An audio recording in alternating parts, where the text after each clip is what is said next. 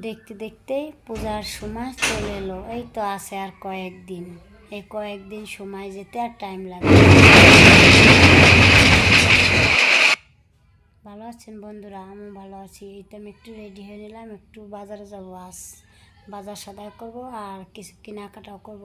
তো কেনাকাটা করবো আজ শুধু ছেলেদের জন্য, আমার জন্য আর কিছু কিনবো না। তো আমি রেডি হয়ে যে গাড়িতে উঠে গিয়েছি। তো প্রচণ্ড গরম আর বাতাস।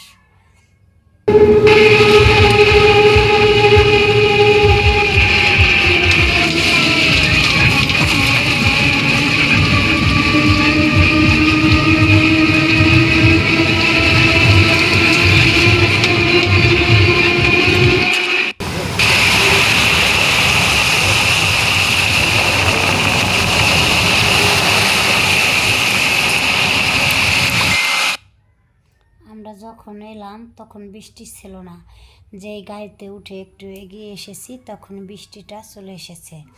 তো যে সে বৃষ্টি না, প্রচুর বৃষ্টি, বৃষ্টিতে জল বেঁধে গেছে।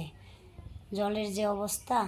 তো ওই যে বাদাম পেলাম, ভাবলাম বাদাম কিনে নেই। তো 20 টাকার বাদাম নিচ্ছি আমি। তো চাচা আমাকে বাদাম মেপে দিচ্ছে। তো বাদাম খেতে আমি খুবই ভালোবাসি। তো আমি তো একাই এসেছি।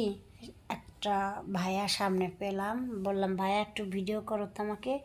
তো সে আমার তো এখানে ভিডিও করার পর চলে এলাম মার্কেটের ভিতর। তো আজ আমি 3 পিস নেব না, তবু 3 পিস দেখে নিলাম, কারণ এটা হচ্ছে মেয়েদের লোক। কাপড় 3 পিস দেখলে মাথা ঠিক থাকে না।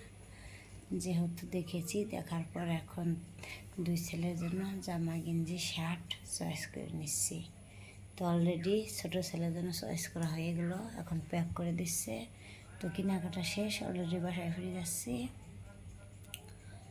পাশে সবজি পেলাম, ভাবলাম কিছু সবজি নিয়ে যাই, বাসা যেহেতু সবজি আনা নেই।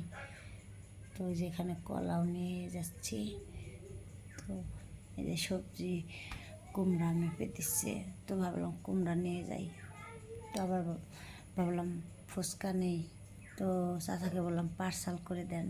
তো পার্সেল করে দিছে। তো যে পাশে নদী আছে, নদীর পাশে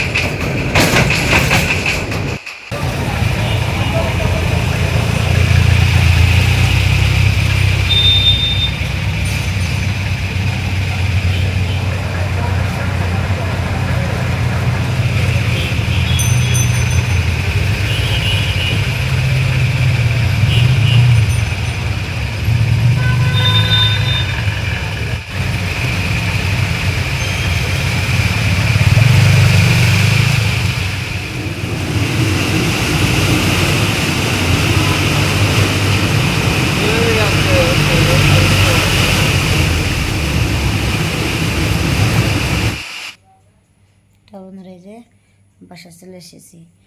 ছোটো বাবুকে বাসায় রেখে চলে গেছিলাম কেনাকাটা করতে।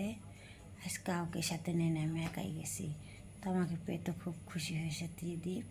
তো উস্তা এনেছে বড় একটা উস্তা, দেখে বলে মা অনেক বড় উস্তাটা। তো কুমড়া দেখে আবার ওজন করে নিচ্ছে কেমন ভারী। তো যে এখানে পটল এনেছি, আবার যে ফুচকা দেখে তো ত্রিদীপ সেই খুশি হইল, তোকে ফুচকা দিব। তখন আমি আপনাদের দেখাচ্ছি কি কিনেছি। বন্ধুরা, ভিডিওটি ভালো লাগলে লাইক দিবেন, ছোট্ট করে কমেন্ট লিখবেন। নতুন নতুন ভিডিও পেতে চাইলে অবশ্যই পেজটি ফলো করে রাখবেন।